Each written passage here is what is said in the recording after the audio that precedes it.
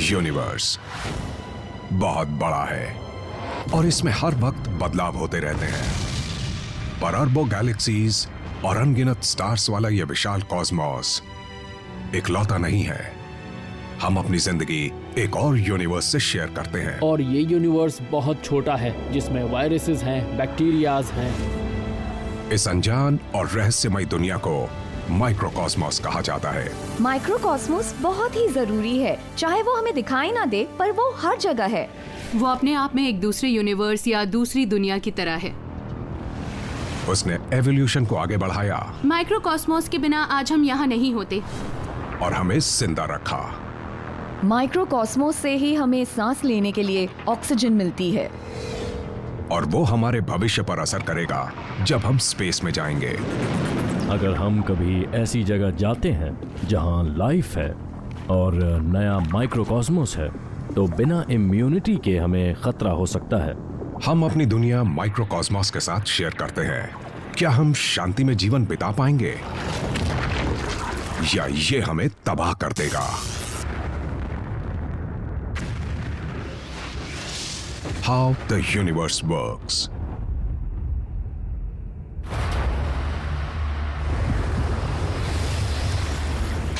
एक अनजान और ना दिखने वाला हत्यारा अपने शिकार पर झपट पड़ता है।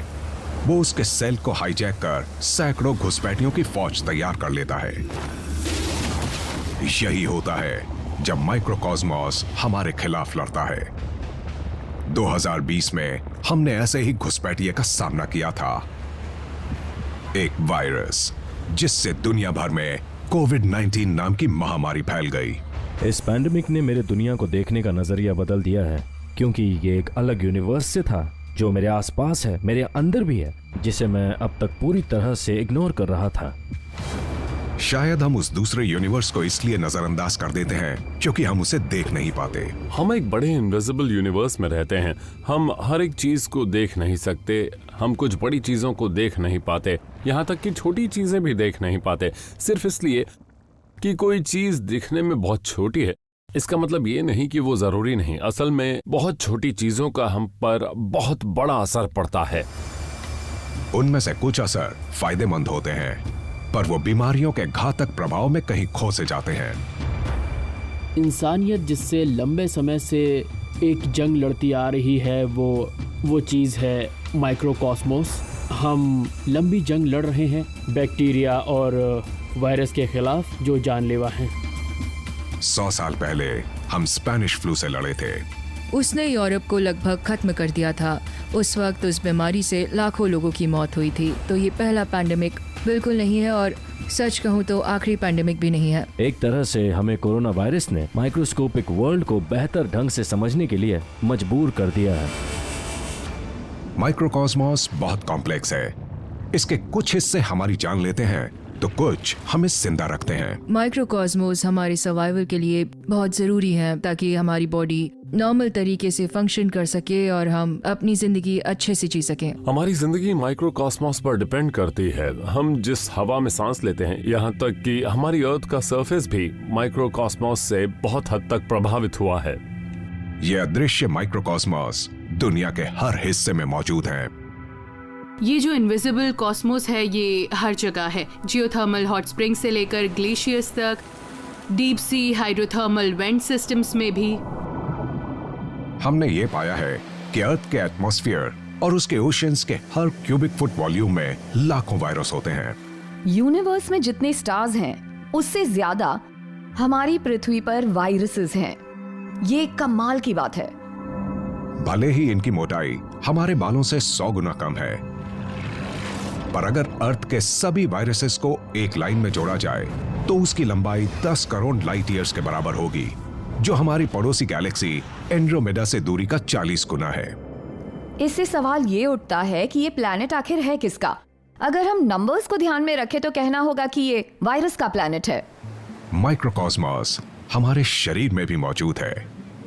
हम पूरी तरह इंसान नहीं हैं। ये बात कि हमारी और आपकी बॉडी बस कुछ ह्यूमन सेल से बनी है, इस सोच में डाल देती है कि बाकी बॉडी किससे बनी है। ये हैरानी की बात है कि हम अपनी बॉडी 3800 खरब वायरसेस के साथ शेयर करते हैं। और 490 खरब बैक्टीरियल सेल्स के साथ भी।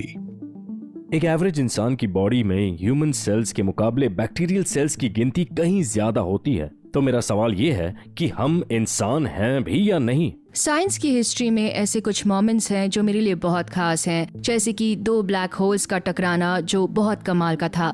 पर एक और मोमेंट था जब मैं समझी कि हमारा करीब आधा शरीर असल में इंसानी नहीं है। I mean, ऐसा किसने सोचा था? जिन्हें बैक्टीरिया से डर लगता है उनके लिए तो ये बहुत इंटरेस्टिंग होगा। बैक्टीरिया खाना डाइजेस्ट करने में हमारी मदद करते हैं, विटामिन्स प्रोड्यूस करते हैं और हमारा मूड भी बदलते हैं। पर वो हैं क्या? बैक्टीरिया सिंगल सेल्ड ऑर्गेनिजम्स होते हैं जिनमें एक सेल वॉल और एक सेंट्रल न्यूक्लियस जिसमें जेनेटिक मटेरियल जैसे आरएनए या डीएनए होता है। वो मूव करते हुए रेप्लिकेट हो सकते हैं। पर वायरस उनसे बहुत अलग होते हैं। यूनिवर्स की ऐसी कई मिस्ट्रीज हैं जिन्होंने मुझे सोचने पर मजबूर और बहुत हैरान भी किया, और उन मिस्ट्रीज में से एक वायरसेस हैं। मिस्ट्री ये है कि वायरस दुनिया पर इतना असर कैसे डाल सकते हैं, क्योंकि वो तो बहुत छोटे और दिखने में सरल होते हैं। ज्यादातर वायरस जेनेटिक मटेरियल का बस एक टुकड़ा होते हैं और कभी-कभी प्रोटीन के शेल में मौजूद होते हैं। अगर बैक्टीरिया की बात करें तो ये काफी हद तक नॉर्मल सेल्स की तरह बिहेव करते हैं, पर वायरसेस बहुत ही अजीब होते हैं। हम वायरस को अब तक समझ नहीं पाए। हमें नहीं पता कि वो जिंदा भी है या नहीं। ये सवाल कि क्या वायरस जिंदा है, इसका जवाब मिलना असल में बहुत ही मुश्किल है। सच में लाइफ को हम किससे डिफाइन कर सकते हैं? जिंदा होने का मतलब क्या होता है? लाइफ की नासा की डेफिनेशन है एक सेल्फ सस्टेनिंग केमिकल सिस्टम जो डार्विनियन एवोल्यूशन के काबिल है, यानी प्राणी जो खाते हैं, एनर्जी बनाते हैं और रिप्रोड्यूस करते हैं। वायरस ये सब खुद नहीं कर सकते।